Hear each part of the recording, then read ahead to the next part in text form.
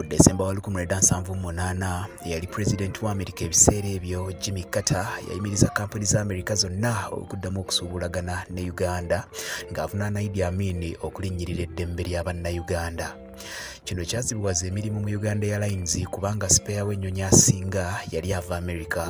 Tulina nnyingi eza buli ngeri, tulina soya bean, tulina kawo, tulina ebijanjaalo, tulina ennyama, kyokka mu byennyanja tulina empuuta ewooma.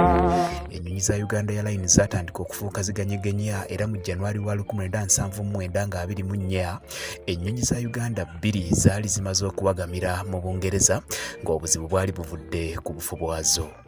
Ennyonyi zino zaatwalanga ebyamaguzi olwo ne zikomyawo wano ebyamaguzi bannayuganda bye baakozesa oluvannyuma ebyafuuka ebyekkekwa kubanga ennyonyi zaali zifudde ezaali zibireeta. Ne bw'olaba ng'ezengeza empuuta, ne bw'olaba nnyirira anti mpuuta, omwana yonka anti maama empuuta, ku musajja ow'envi mpe n'empuuta neeriire.